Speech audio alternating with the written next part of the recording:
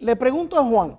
Juan, cuando estudiamos el proyecto de la senadora Naida Venegas Brown, vemos que ella tiene 5 puntos específicos.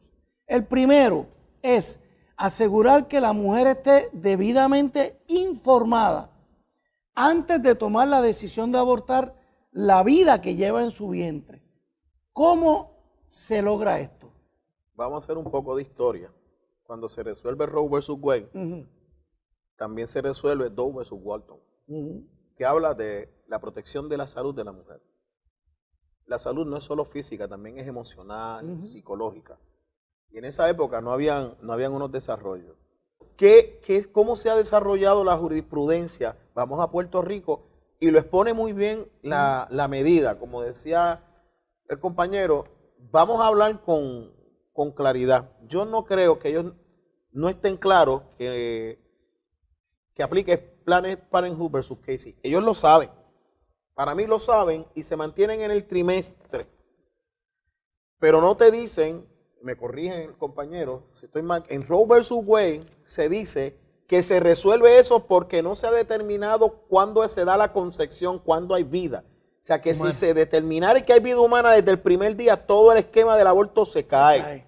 O sea que el caso de Roe versus Wade también defiende el derecho a la vida del embrión. Claro. Lo que dice, ¿cuándo está vivo? Yo digo que desde que soy célula, porque si la célula estuviera muerta, yo no hubiera nacido. Correcto. Esa célula estaba viva, ahí había vida. Entonces tú dices, hay que matar un virus que está vivo, porque ese virus me está matando, pero dice que la célula que produce la vida no tiene vida. O sea, no tiene vida. Y esa es parte del desarrollo científico que no había en aquella época que ahora tenemos.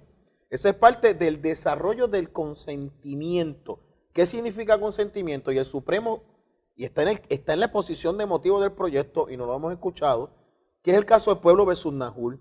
Mira lo que dice el Supremo de Puerto Rico. Repítelo, Pueblo versus Nahul Báez. Que aquí Báez. es donde la senadora, correctamente y en derecho, que es el Estado de Derecho de Puerto Rico, que no están aplicando, porque aquí están haciendo abortos hasta el último momento, dice bien claro lo siguiente, que el aborto tiene consecuencias físicas y emocionales, conjuntivas. Si tiene física y emocional, el consentimiento y la información te tiene que hablar de las enfermedades físicas y de las enfermedades emocionales. Correcto. ¿Qué sucede? Que ya tenemos suficiente data empírica de un gran porciento de mujeres que ha abortado, que emocionalmente y psicológicamente han seguido afectadas el resto de su vida, aún teniendo hijos. Hay otras que no, pero hay otras que sí. Y ahí entra el consentimiento informado. Cuando tú dices, estás haciendo más difícil el aborto, ¿qué tú estás diciendo? Que si yo informo adecuadamente a una mujer decide no abortar, pues ese es el derecho que tiene ella. Correcto. Que tú le pongas un sonograma y veas al bebé con el corazón latiendo y dice, no, espérate, ahí hay vida. Eso no es un cantito de carne. Eso no es un cantito de carne. Eso no es un tejido. No, eso es prohibir el aborto. No, eso es darle la información correcta a un ser humano para tomar una decisión. ¿Qué más dice el caso?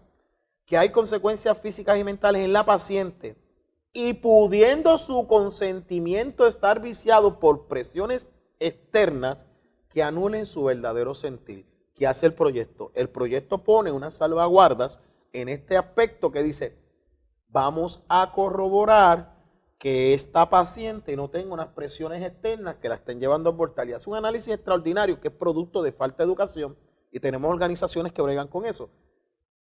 Damas que han abortado porque en aquella época no la hay, pero ahora la hay y las quieren enmudecer. Mujeres que ya están dispuestas a hablar, decir, yo le tuve miedo a lo que dirían mis papás. Pero cuando tú ves un papá que produce un escrito como el doctor César Vázquez y dice, ¿dónde está mi derecho? Ese es mi nieto. Ese es mi nieto. Si tú no lo quieres, yo lo crío. El Estado está proveyendo en la adopción la alternativa de que tú le dejes el niño en adopción al Estado, que la primera opción busquen al papá.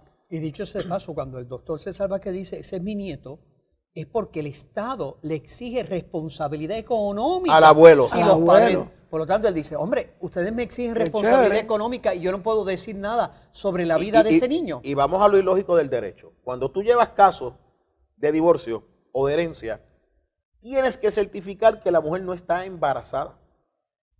A la que la mujer diga que está embarazada, el tribunal no determina cuántos meses tiene, si tiene una semana, tiene 2 o tiene un mes. Tiene que hacerlo constar. Tiene que hacer una reserva de herederos. Y puede aumentar la pensión para los gastos de manutención de esa mujer por el embarazo. Y si los papás no pueden, van al abuelo.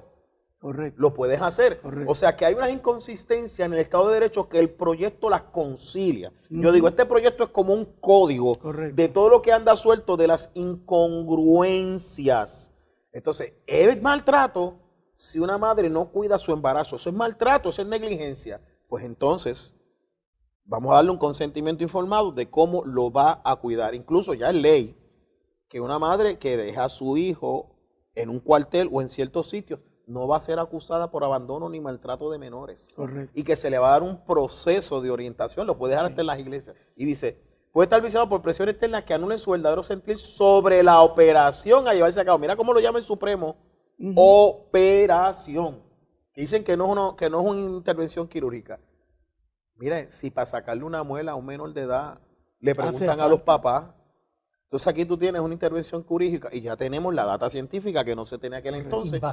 Invasiva, que hay muchas damas que se someten al aborto, que terminan en emergencia o que han muerto porque no han dado un tratamiento posterior adecuado o que se ha quedado parte del bebé dentro de ella que necesitan ser atendidas. Por ende, ¿qué dice el proyecto? Infórmale a esa mujer que ella podría ser de ese % que le suceda esto y que dice, tienes que tener unas facilidades médicas adecuadas, porque tú que practicas el aborto tienes que ser un médico con licencia y con permiso y privilegios en un hospital. Específicamente en ese artículo 2, provocando el consentimiento informado, la senadora habla de que al menos 48 horas antes del aborto, el médico que realice el aborto le informe a la mujer el nombre del médico que va a hacer el aborto. El aborto terminará la vida de un ser entero, separado y único, que se le advierta a la mujer lo que está haciendo. Los riesgos médicos particulares asociados con el método del aborto que corresponde o que él va a utilizar. La edad gestacional probable del feto. Los riesgos médicos asociados con el embarazo a término. Y así por el estilo. Hay testimonios de mujeres que nos están llegando diciendo que nada de eso se les dice. Y vamos a más para que vean lo que dice el Supremo en esa misma línea. Volvemos, que esto es un código. Dice que el médico tiene la responsabilidad de inquirir e informar de las consecuencias del aborto. Tienes que inquirir. Cuando tú dices eso, que tú vas a las leyes que rigen, la salud en Puerto Rico, aquí hay una relación médico-paciente. Por ende, él tiene que tener un récord médico y tiene que asumir responsabilidad. No puede estar pidiendo relevos de responsabilidad pública. Pero el hecho, Juan, es que en Puerto Rico los abortorios no están llevando récord médicos. ¿Qué está diciendo el proyecto? Tienes que llevar un récord y tienes que decirme qué fue lo que tú le informaste. ¿Cuál es el problema que tienen algunas personas? Que ahí va a surgir lo que surge con cualquier otro paciente. Otro médico lo va a mirar y va a decir, tú tuviste un malpractice.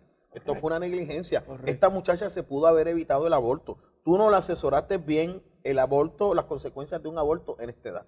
Si luego de que la mujer se le ha informado todo esto, decide abortar, entonces, y esto es un caso de 1981, que en Puerto Rico no se está implementando. Y no lo está implementando el Departamento de Salud, que es el que le corresponde. O sea, aquí tenemos una dejadez, porque aquí hay que integrar derecho de intimidad, pero ¿verdad que el Estado tiene un derecho a la salud de sus ciudadanos? Claro, entonces reclamamos que el derecho a la salud, algunos dicen, vamos a hacerlo constitucional. No está en la Constitución, pero decimos, es parte de la dignidad del ser humano.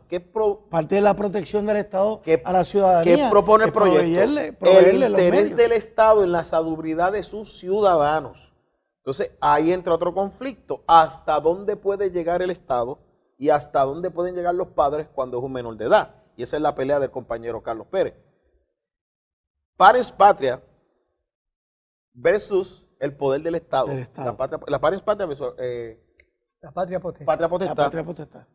El Parens Patria solo funciona cuando la patria potestad no es ejercida adecuadamente. Correcto. ¿Qué está diciendo el Estado? Yo, como Parens Patria, preocupado por la salud de mis ciudadanos, por la vida, como decía el caso resuelto de Casey, tengo una responsabilidad de que este aborto cumpla cuestiones de salubridad. Y si es menor, me le vas a informar a los papás.